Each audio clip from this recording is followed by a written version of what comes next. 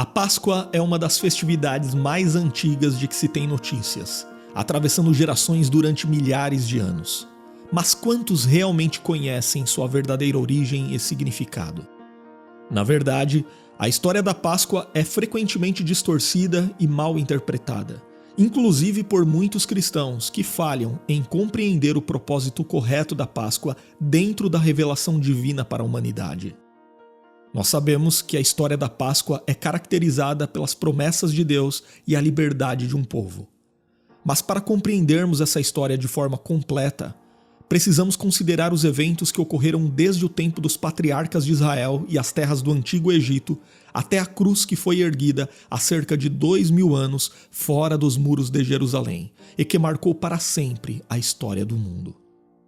Então, neste vídeo, você vai conhecer a verdadeira história da Páscoa, descobrindo sua origem, o seu significado histórico e espiritual para o povo judeu e entendendo também sua profunda conexão com a fé cristã, centrada na morte e ressurreição de Jesus Cristo. Mas antes, se você ainda não se inscreveu aqui no canal, inscreva-se agora para não perder mais nenhum vídeo por aqui. Nós podemos começar dizendo que a Páscoa é uma celebração judaica instituída por Moisés, seguindo uma ordem específica do próprio Deus.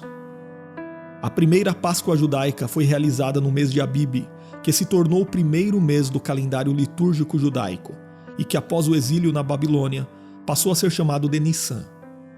Esse mês corresponde ao período entre os meses de março e abril em nosso calendário. Porém, a história da Páscoa tem suas raízes ainda antes do tempo de Moisés. Há aproximadamente 500 anos antes da instituição da Páscoa no Egito, Deus falou com Abraão acerca do futuro de sua descendência, o povo de Israel. O Senhor avisou Abraão que os israelitas seriam peregrinos em terra alheia. Eles seriam reduzidos à servidão e oprimidos por 400 anos. Porém, Deus também prometeu que julgaria a nação que dominaria os filhos de Israel e os libertaria da opressão. O tempo passou e mais tarde José, que era bisneto de Abraão, foi traído por seus irmãos e vendido como escravo a comerciantes ismaelitas, indo parar justamente no Egito. E depois de enfrentar muitas dificuldades, segundo o plano soberano de Deus, José se tornou governador daquela terra, sendo responsável por liderar as ações que garantiram que os egípcios tivessem mantimento numa época de terrível escassez. Mas aquela crise levou a casa de Jacó até o Egito em busca de alimento. Então, os irmãos de José descobriram que ele havia sido exaltado por Deus naquela terra, e que ali a descendência de Abraão sobreviveria. Durante algum tempo, os israelitas viveram com dignidade no Egito. Mas José e toda aquela geração morreram, e chegou o tempo em que se levantou um faraó que não conhecia José, e esse faraó escravizou os filhos de Israel. Porém, depois de 400 anos que os israelitas estavam no Egito, Deus levantou Moisés como libertador de seu povo. Esse processo envolveu 10 pragas que o Senhor enviou contra os egípcios, e foi a última praga, que consistiu na morte dos primogênitos do Egito, o episódio que deu origem à celebração da Páscoa. A Bíblia registra que quando Deus anunciou a 10ª praga, ele também deu instruções a Moisés de como os israelitas deveriam proceder. O Senhor ordenou que eles sacrificassem um cordeiro macho sem defeito no 14º dia do mês de Abib e espargisse o sangue do cordeiro nos umbrais e no alto dos batentes das portas de suas casas. Eles deveriam comer a carne do cordeiro assada no fogo, acompanhada de pães asmos e ervas amargas. Mas o que eram esses pães asmos e o porquê das ervas amargas? Os pães asmos eram pães sem levedura, ou seja, sem fermento. Os pães asmos deveriam ser consumidos como lembrança da pressa durante o êxodo. Já as ervas amargas estavam diretamente associadas ao sofrimento e à aflição dos tempos de servidão no Egito. O Senhor também ordenou que eles comessem com pressa, com os lombos cingidos, sandálias nos pés e cajado na mão, pois naquela mesma noite Deus passaria sobre o Egito. E a Bíblia diz que quando o juízo do Senhor atingiu as terras egípcias, morreram todos os primogênitos, desde os homens até os animais. Isto também significou a completa derrota dos deuses do Egito, e nesse contexto, o significado da Páscoa judaica está claramente registrado no livro de Êxodo, capítulo 12, e versículos 26 e 27, onde lemos: E acontecerá que, quando vossos filhos vos disserem, que rito é este? Respondereis: Este é o sacrifício da Páscoa ao Senhor, que passou por cima das casas dos filhos de Israel no Egito, quando feriu aos egípcios e livrou as nossas casas. Então o povo se inclinou e adorou. No hebraico, a palavra Páscoa significa basicamente passar por cima, sendo derivada do verbo saltar ou passar. Portanto, quando o juízo de Deus atingiu os egípcios, as casas dos israelitas que estavam marcadas com o sangue do cordeiro que havia sido sacrificado foram poupadas. E desse modo, o significado de passar por cima transmite o sentido de poupar, de passar por cima por misericórdia, ou seja, naquele dia o juízo de Deus passou por cima dos israelitas e eles foram salvos. Mas como será que a observância da Páscoa foi seguida no decorrer da história dos hebreus? Nós sabemos que Moisés instituiu a Páscoa como uma celebração anual. Assim, a Páscoa é a festa judaica mais antiga. Os judeus deveriam celebrar a Páscoa seguindo as regras básicas que foram determinadas no Pentateuco, como em Êxodo 12, Levítico 23 e Deuteronômio 16. Assim como na primeira Páscoa ainda no Egito, a festa anual era comemorada no crepúsculo do 14º dia do primeiro mês, seguida de 7 dias consecutivos, denominados como Festa dos Pães Asmos. 6.000 todo mês, só respondendo perguntas, faria diferença para você? Bem, é esse aplicativo recém-licenciado que eu estou usando para fazer de 250 a 400 por dia. E eu vou ensinar de graça como baixar esse aplicativo para fazer pelo menos 2.000 essa semana. Nele você ganha para dar algumas respostas que ajudam as empresas de fora a decidirem quais produtos elas devem trazer. O cordeiro macho e sem defeito de até 1 ano que seria sacrificado era separado do rebanho por cada família no 10º dia do primeiro mês e guardado até o 14º dia. O animal então deveria ser assado inteiro e sem que nenhum de seus ossos fosse quebrado. O cordeiro tinha de ser consumido muito rapidamente com as ervas amargas e os pães asmos. Os israelitas também deveriam comer do cordeiro com trajes de viagem para que a saída apressada do Egito fosse relembrada. E as sobras do cordeiro também deveriam ser queimadas, pois não era permitido aproveitá-las no dia seguinte. Durante a celebração da Páscoa, o chefe da família explicava o significado do ritual aos seus filhos. Também foi instituída uma segunda Páscoa, 1 mês depois, para beneficiar aqueles que não pudessem participar da primeira celebração, conforme o capítulo 9 do livro de Números. Enquanto estiveram peregrinando no deserto, os filhos de Israel não celebraram a Páscoa. Eles voltaram a celebrá-la apenas quando já estavam acampados em Gilgal, sob a liderança de Josué. E há também várias outras passagens bíblicas que fazem referência à celebração da Páscoa ao longo do período do Antigo Testamento, até finalmente chegar o tempo de Jesus. Então, no texto do Novo Testamento, nós lemos que Jesus era levado por seus pais a Jerusalém todos os anos para a festa da Páscoa. E no Evangelho de João, por exemplo, encontramos pelo menos 4 referências à festa da Páscoa durante o ministério terreno de Jesus. Nessa época, o cordeiro era sacrificado na área do templo e seu sangue era lançado por um sacerdote sobre o altar.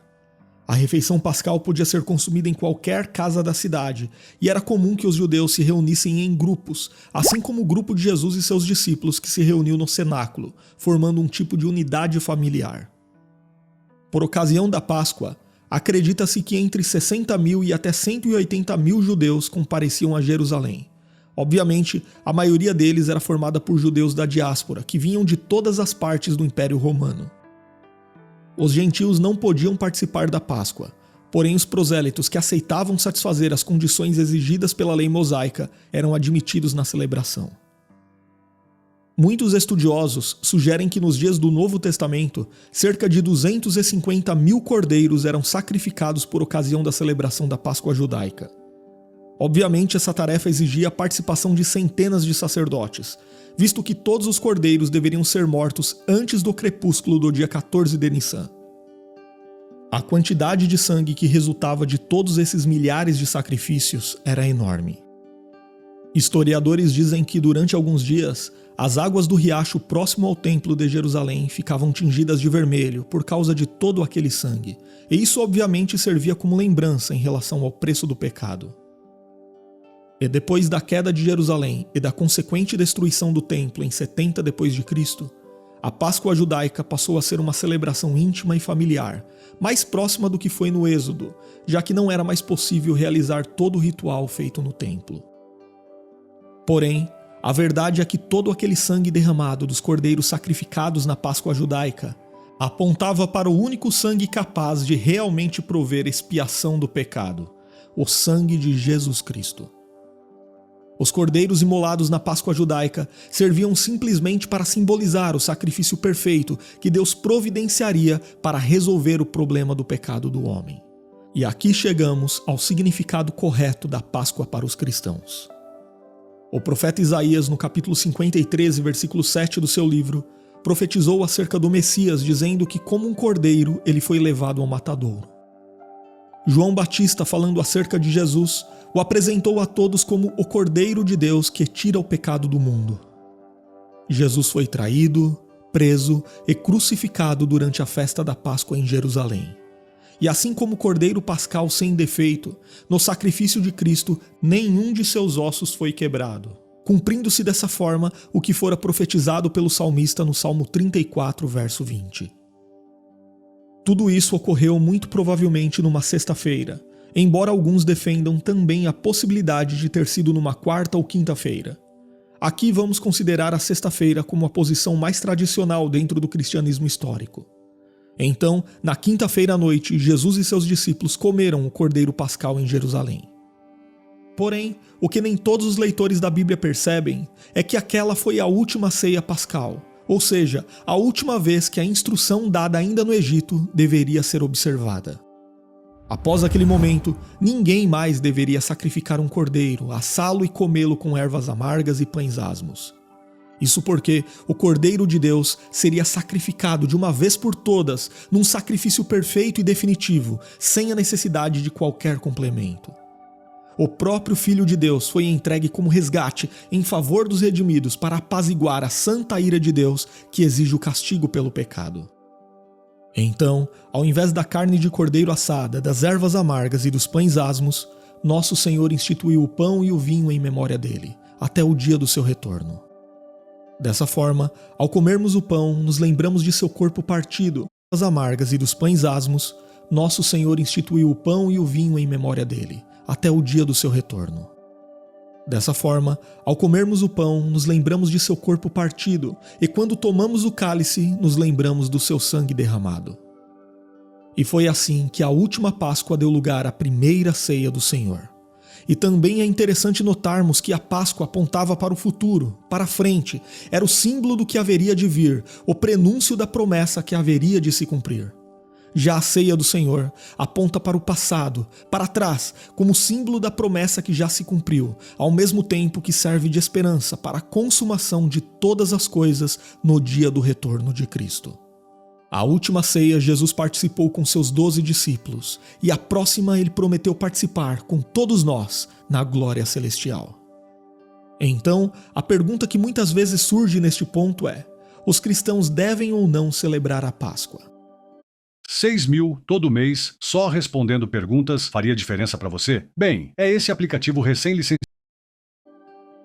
É importante entendermos, conforme já foi explicado, que a Páscoa era uma festa judaica, um símbolo que apontava para o sacrifício do Filho de Deus.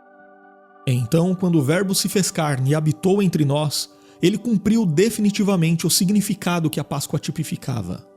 A Páscoa era a sombra, Cristo é a realidade.